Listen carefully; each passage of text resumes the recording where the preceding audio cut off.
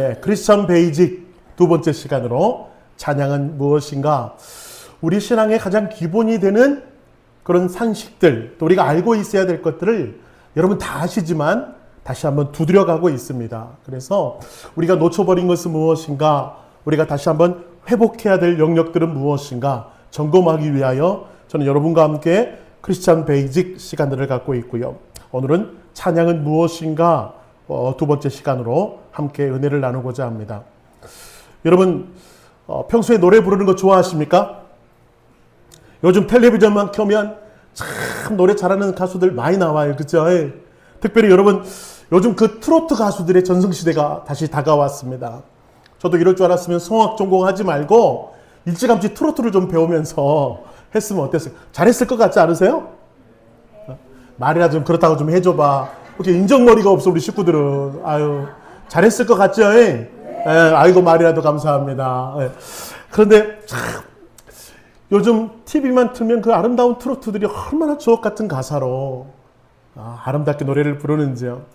아마 우리 성도님들 중에도 마음속에 남몰래 품고 계시는 원픽 가수들이 한 분쯤 다 계실 줄로 압니다.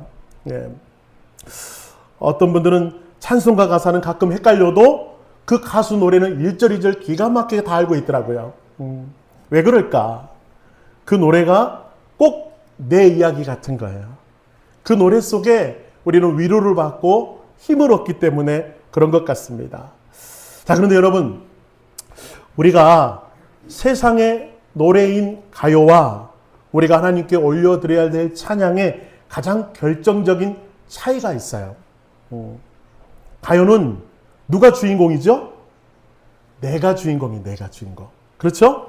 내가 슬퍼서, 내가 즐거워서, 내가 실현당해서 또는 내가 아파서 부르는 것이 가요입니다.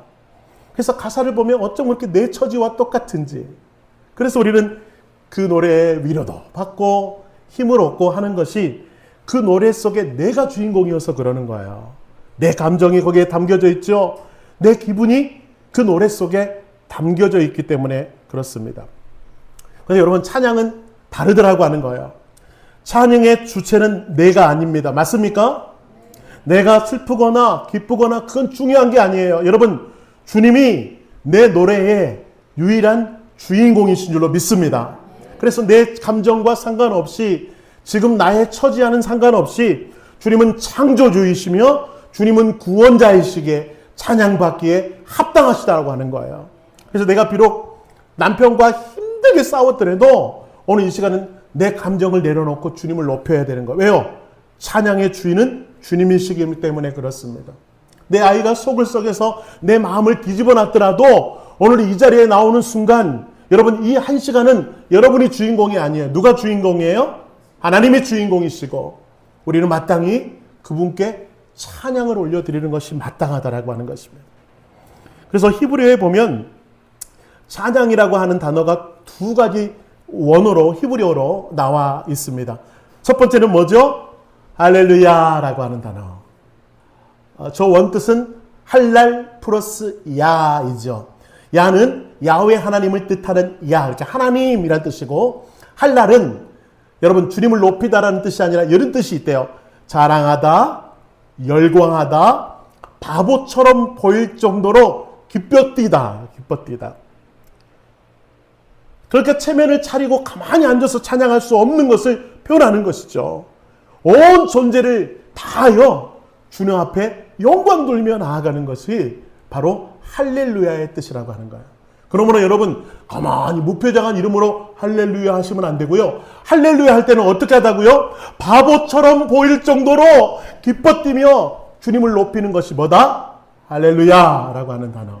여러분 신중히 사용하시기 바랍니다. 자, 두 번째 뜻은 히브리어로 찬양하다라는 두 번째 단어는 야다라는 단어입니다. 야다. 이 야다라는 단어는요. 두 손을 높이 들고 항복하다. 또 던지다라는 뜻이 있대요. 그러니까 내 고집, 나 자아, 나의 모든 것을 내려놓고 하나님 앞에 항복하고 나의 주권은 오직 누구이시다? 하나님이라고 하는 것을 고백하며 나아가는 것이 야다의 뜻이라고 하는 거예요. 야다라는 뜻. 그러므로 여러분 찬양은 내가 흥겹고 내 기분을 전환하기 위해서 부르는 것이 결코 아닙니다. 찬양은 전능하신 하나님, 은혜 주시는 하나님, 나를 오늘 또 살게 하신 하나님을 최고로 높이는 높임의 표현이라고 하는 거예요. 그래서 어느 분이 그래요. 찬양의 가사가 얼마나 주옥 같은지, 내 고백 같아요. 나 찬양으로 은혜 받아요. 나 위로 받아요. 이 표현은 맞아요? 틀려요? 어떤 의미로 보면 틀립니다. 여러분, 찬양의 주체자는 내가 위로받기 위해서 찬양하는 것이 아니라 누구를 높이기 찬양한다고요? 하나님을 높이기. 자, 하나님을 높이려고 찬양했더니 하나님이 나에게 뭘 주세요? 위로를 주시고 격려를 주시고 새 힘을 불어넣어 주시는 게 순서가 맞다라고 하는 거예요. 그러므로 여러분 조심할 것은 우리가 찬양을 올려드리면서 저 찬양에 가서는 내가 너무 위로받아. 결코 안 되죠. 하나님을 높였더니 하나님이 위로를 나에게 주시는 거예요. 하나님을 높였더니 하나님 나를 격려하신다.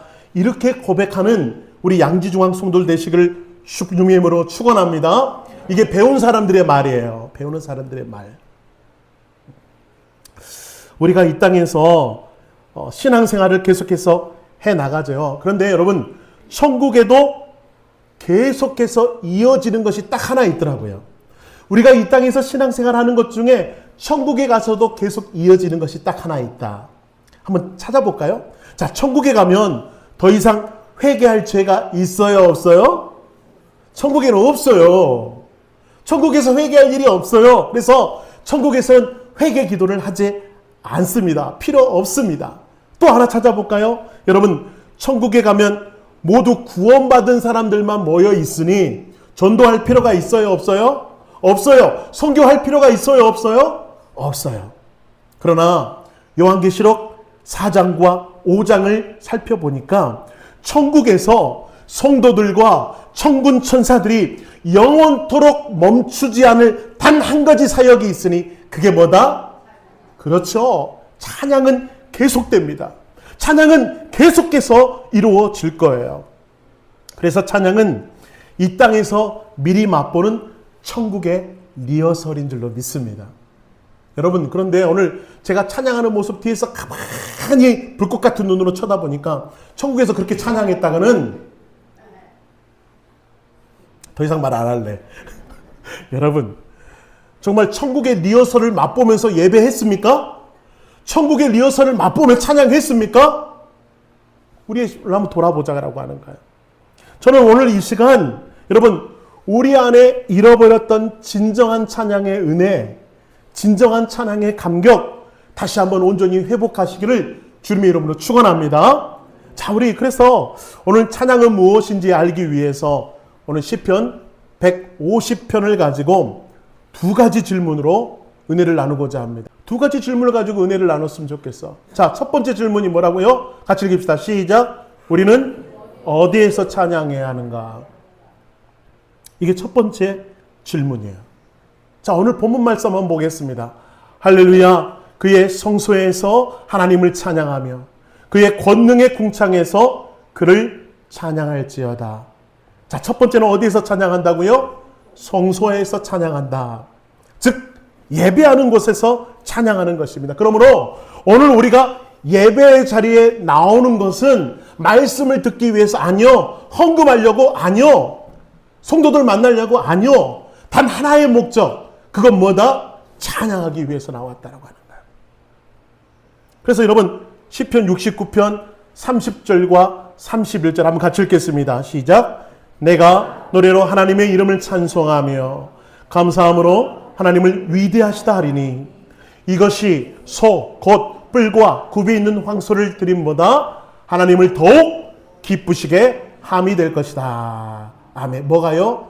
내가 노래로 하나님의 이름을 찬송하는 것이 황소를 드리는 것보다 하나님은 더 어떻게 받으신다? 기뻐 받으신다라고 하는 거예요. 여러분, 당시에 수소나 황소를 드린다고 하는 것은 재물 중에서도 최고의 것을 드린다는 거죠. 더 이상 귀한 것을 드리지 못할 만큼 최고의 재물이 뭐예요? 황소와 수소였다라고 하는 거예요. 당시 형편이 안 좋은 사람들은 보통 비둘기를 갖다 드립니다. 형편이 안 좋으면. 근데 그 형편도 안 되는 사람들은 곡식들을 얇게 빻아가지고요, 곡식을 하나님 앞에 갖다 드리면 제사장은 그것을 태워서 하나님께 올려드려요. 그러나 형편이 되고 처지가 되고 상황이 되는 사람들은 양이나 소를 하나님께 갖다 바칩니다. 여러분, 매일매일 예배하는 데 있어서 소를 갖다 바친다? 지금도 쉽지 않죠. 소 한 마리가 얼마 정도예요, 요새? 예? 1,000,000원. 놀라지도 않아. 우리 성도들 워낙 부자라. 아이고, 저는 가슴이 뛰네. 여러분, 매주일 1,000,000원을 갖다 바치면서 예배한다? 여러분, 제가 그렇게 하라면 여러분 여기 나와 계실 분 계세요? 양지교회로 가지. 양지중앙교회 안 오지.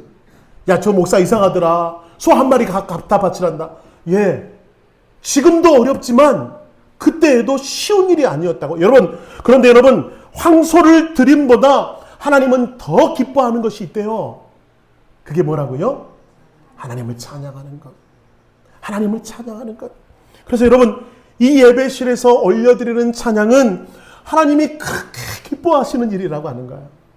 하나님이 가장 기뻐 받으시는, 가장 하나님이 기뻐 받으시는 이 찬양을 소홀히 할 수 없는 이유이기 때문에 그렇습니다.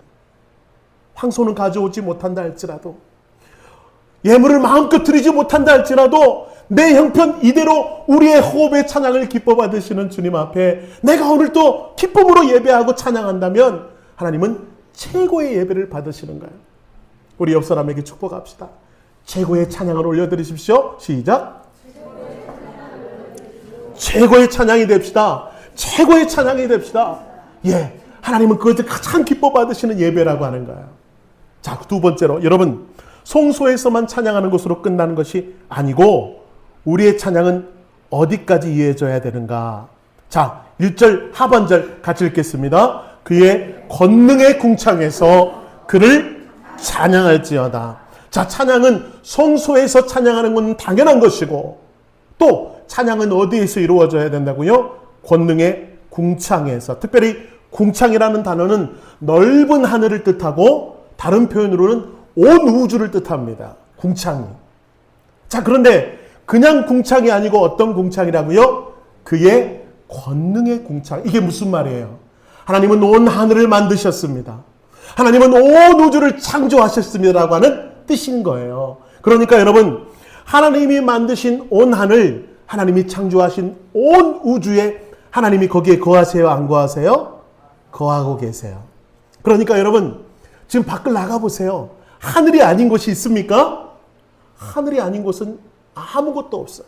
그러니까 여러분, 우리가 거하고 있는 모든 곳에서 하나님은 찬양을 받으셔야 돼. 할렐루야! 예. 그래서 여러분이 밥을 짓고 청소하는 가정에서도, 서로 뭉치와 씨름하고 있는 직장에서도, 사람들과 부대끼며 상처받는 그 치열한 삶의 현장에서도 하나님은 마땅히 찬양받으셔야 한다라고 하는 거예요. 그런데 우리의 현실은 어떻습니까?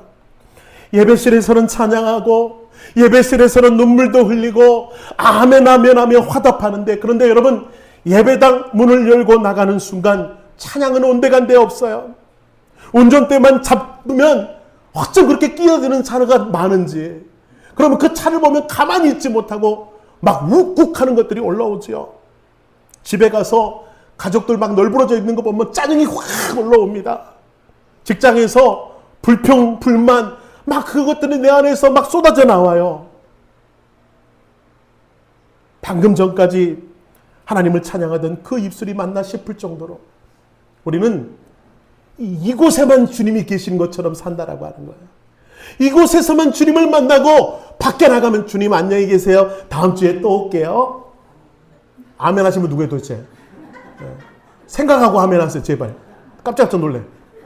하나님은 이곳에서도 계시지만 어디에서도 계신다고요? 우리의 사소한 일상 속에서도 주님은 존재하고 계세요. 그러므로 그곳에서도 우리는 찬양해야 된다라고 하는 거예요. 국밥집 주방에 일하고 계시는 연세 지긋한 권사님, 저희 교회에서 그분을 자꾸 만날 때가 있어요. 하루 종일 써서 무거운 뚝배기를 나르고 설거지하다 보면 저녁에는 온몸이 파김치가 되고 특별히 관절염이 있어서 손가락이 퉁퉁 불어 고통스러워하던 권사님이셨습니다. 보통 사람 같으면 입에서 아휴 내 팔자야, 내가 70, 80 먹고도 아직도 일을 하고 있다니, 아이고 내 허리야, 아이고 죽겠네 하는 소리가 절로 나올 수밖에 없는 상황입니다. 그런데 이 식당 사람들이 가만히 들여다보면 이 권사님 그 산더미 같은 설거지를 하면서도 계속 무언가 중얼중얼거리는 거예요. 흥얼거리는 거예요. 자세히 들여다보니까 유행가가 아니라 찬송가가 흘러나옵니다. 내 영혼이 은총 입어 중한 죄짐 벗고 보니 슬픔 많은, 막 찬양 부르면서 설거지를 하는 거예요. 같이 일하는 직원이 물어봅니다. 아휴 아줌마 몸도 성치 않으신데 맨날 일하면서 뭐가 그렇게 좋아서 노래를 부르세요? 그때 우리 권사님이 땀을 닦으면서 이렇게 말했대요. 몸은 고단하고 힘들지, 그런데 속으로 찬양을 부르면 내 마음이 천국이 되거든. 이 좁은 주방이 예수님과 나와 함께 예배하는 예배당이 돼 라고 고백하더래요. 그렇게 고백했대요. 여러분, 이것이 궁창에서 찬양하는 사람의 모습이라고 하는 것입니다. 성경에도 이 권사님과 같은 사람이 나오고 있어요. 사도행전 16장, 바로 바울과 실라였습니다. 그들은 복음을 증거하다가 억울하게 붙잡혔습니다. 옷이 찢기고 엄청나게 매질을 당해 온몸이 피투성이가 된 채 캄캄한 감옥에 내던져졌습니다. 여러분, 이 상황이라면 우리는 어떻게 했을까? 하나님, 내가 주님이라다가 이렇게 됐습니다.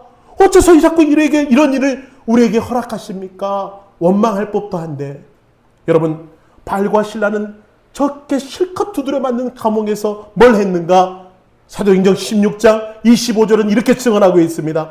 한밤중에 바울과 실라가 기도하고 하나님을 찬송하며 죄수들이 듣더라. 할렐루야. 속으로 찬양한 것이 아니었어요. 그 많은 죄수들이 들을 만큼 그들은 하나님을 찬양하고 하나님을 높이고 하나님께 영광 돌리며 그 고단한 몸으로 주 앞에 영광 돌리며 나아가고 있는 모습. 여러분, 그 차가운 감옥에서 주님을 찬양하자 어떤 일이 벌어집니까? 옥문이 열려버렸습니다. 기적이 나타났습니다. 주님의 역사가 나타나는 삶의 현장이 되어버리고 말았어요. 여러분, 저 감옥에서도 하나님의 임재가 임하는, 거기가 궁창이라고 하는 거죠. 여러분, 오늘 이런 시간 여러분께 한번 묻고 싶어요. 상황이 좋을 때 부르는 찬양 누구나 드릴 수 있죠. 좋은 일 있으면 찬양하는 것 누구나 할 수 있습니다. 하지만 내 삶이 감옥 같을 때, 눈물이 날 만큼 고단할 때 내 입술의 한숨을 찬양으로 바꿀 수만 있다면 그것이 바로 하나님이 가장 기뻐받은 성소가 될 줄로 믿습니다.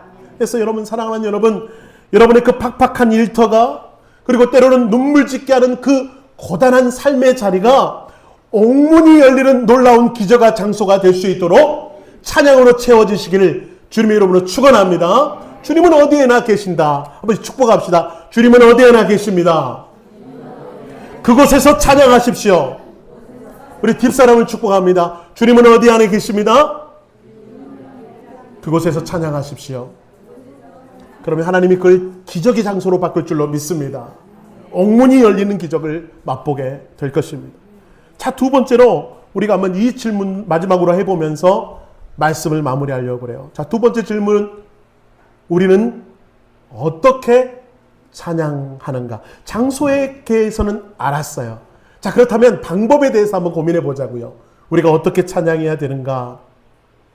오늘 본문 3절부터 5절 말씀 제가 읽어드립니다. 나팔소리로 찬양하며 비파와 수금으로 찬양할지어다. 소고치며 춤추어 찬양하며 현악과 퉁소로 찬양할지어다.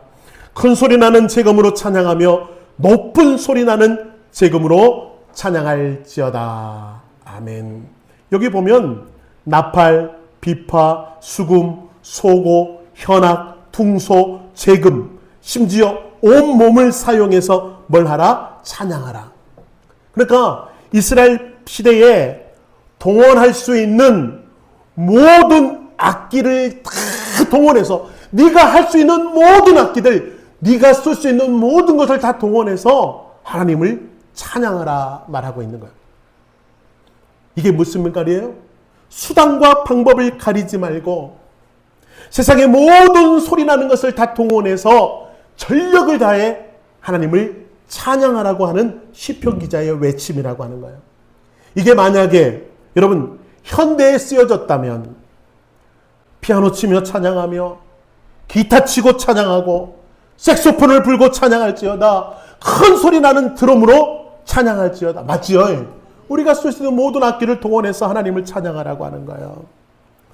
그럼 여러분 누가 저에게 그럴 거예요. 목사님, 저는 다룰 줄 아는 악기가 없는데 그럼 저는 찬양을 할 수 없나요?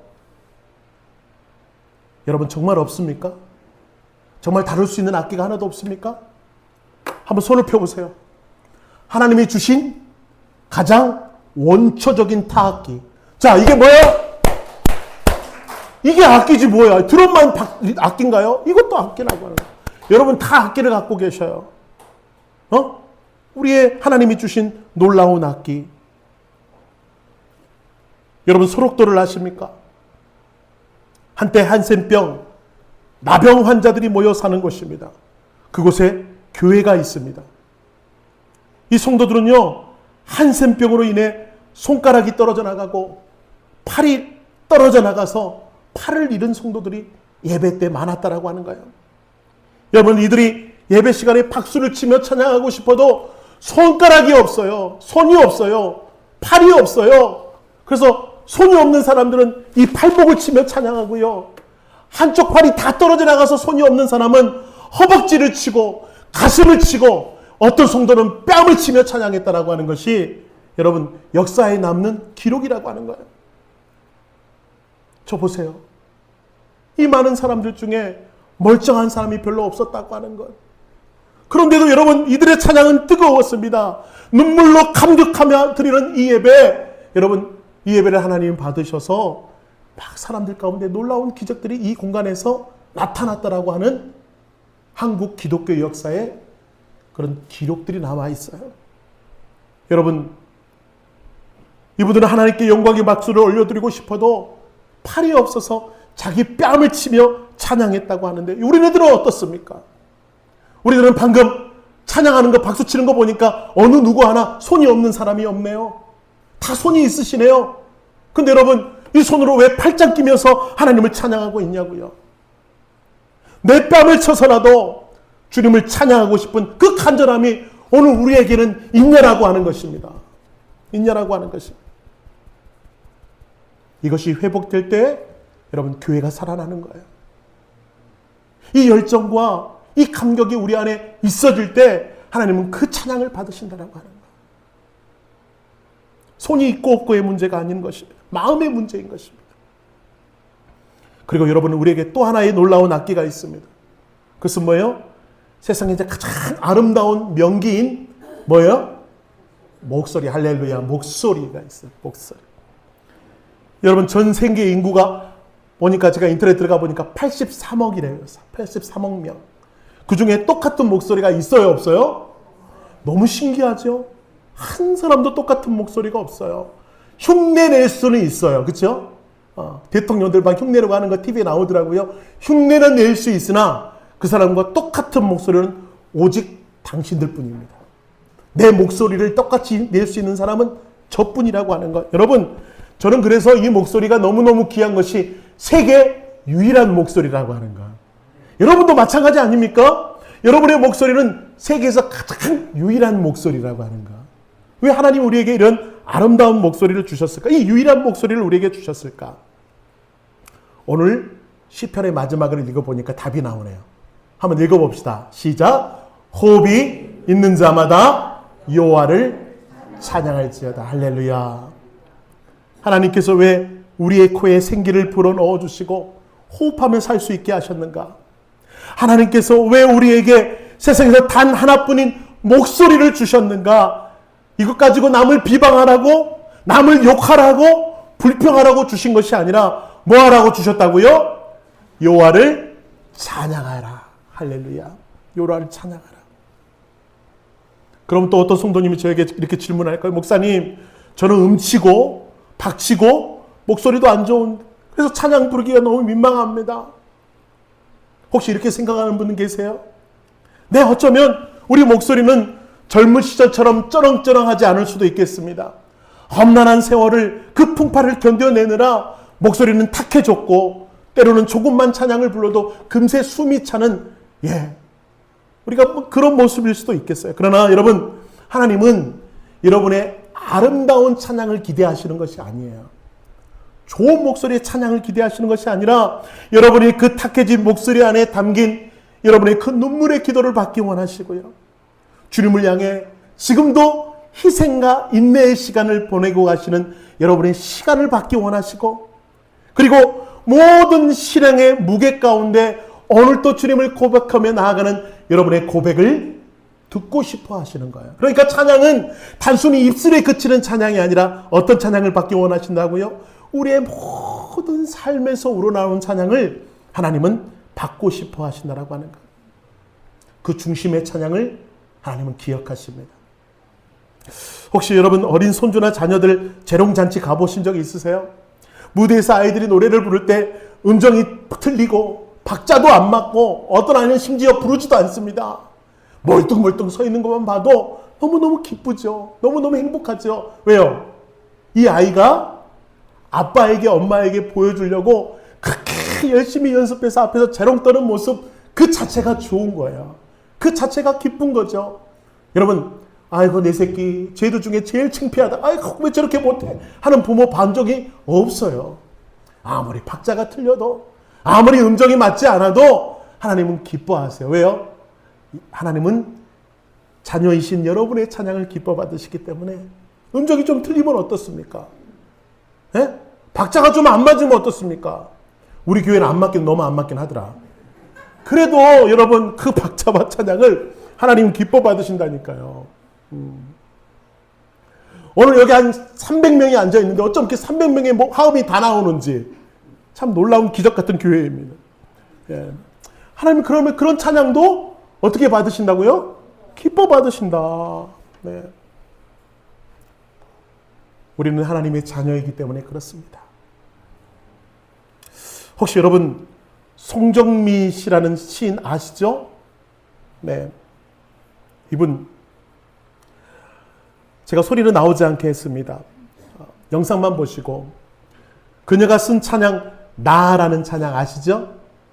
나 가진 재물 없으나 나 남이 가진 지식 없으나 공평하신 하나님이 나 남이 없는 것 같게 하셨네 라고 여러분 송명희 시인이 고백했던 찬양 여러분 다 아실 것입니다. 이 송명희 시인은 태어날 때부터 의사의 실수로 손해를 다쳐서 뇌성마비로 태어났습니다. 혼자서는 밥을 먹을 수도 없고 화장실을 갈 수도 없습니다. 몸은 엿가락처럼 자꾸 뒤틀립니다. 무엇보다도 여러분 그녀가 말 한마디 하려면 저 영상처럼 온몸이 비틀어야 되는 거예요. 온몸이 비틀어야 단어 한마디 말 한마디 할 수가 있습니다. 숨이 턱까지 턱턱 막히고 그 처절한 삶 속에서 울부짖을 때 하나님은 그를 만나 주셨고 그 뒤틀린 손가락에 패를 지어 주셔서 여러분 그렇게 수많은 아름다운 찬양을 쓰게 하셨고요. 그가 가는 곳곳마다 그의 찬양을 통해서 많은 사람들이 위로받았던 것을 우리는 기억합니다. 한 번은 그녀가 수많은 사람들 앞에서 간증을 하고 찬양을 하게 되었습니다. 여기서는 보니까 열린 음악회에 참석했더라고요. 인터넷 찾아보니까. 여기서 찬양 부를 수 있도록 마이크를 전해주니까 여러분 이 시인은 온몸을 비틀면서 하나님을 간증하고 찬양하기 시작하는데요. 나 가진 재물 하면서 온몸을 비틀어가면서 하나님을 높이는 장면을 볼 때 너무너무 감동이 되는 거예요. 온몸이 경련을 일으키고 땀이 비오듯 쏟아지고 호흡은 금방이라도 끊어질 듯 거칠어지지만 단 하나의 발음을 하기 위해서 몸을 비틀면서 찬양하는 그녀의 고백이 신금을 울리더라. 성령이 역사하셔서 가는 곳곳마다 은혜가 된다고 하는 거예요. 그녀가 나중에 이렇게 고백해요. 내 몸이 이렇게 비틀린 것은 온몸으로 하나님을 찬양하기 위함입니다. 라고 하는 거예요. 사랑하는 성도 여러분, 우리는 숙명의 시인보다 훨씬 더 편안하게 호흡할 수가 있고요. 우리는 이 시인보다 훨씬 더 뚜렷하게 말할 수 있는 입술이 있습니다. 그런데 우리는 왜 이 귀한 호흡과 귀한 입술을 가지고 왜 불평하고 원망하고 한숨만 짓고 있냐라고 하는 거예요. 내 목소리가 좀 쉬면 어떻습니까? 내 호흡이 예전 같지 않으면 어떻습니까? 하나님은 우리의 세련된 찬양을 받기 원하시는 것이 아니고 전심을 다해 하나님을 찬양하는 그 고백을 듣고 싶어 하신다는 거예요. 그 호흡을 받고 싶어 하신다. 저는 우리 양지중앙교회 성도들이 음정은 좀 틀려도 박자가 좀 맞지 않아도 그것보다도 더 중요한 것은 전심으로 하나님을 찬양하고 있는가? 내가 진심으로 주님을 높이고 있는가? 이 열정만큼은 세계 어느 교회보다도 가장 뛰어나는 그런 믿음의 교회 되기를 주님의 이름으로 축원합니다.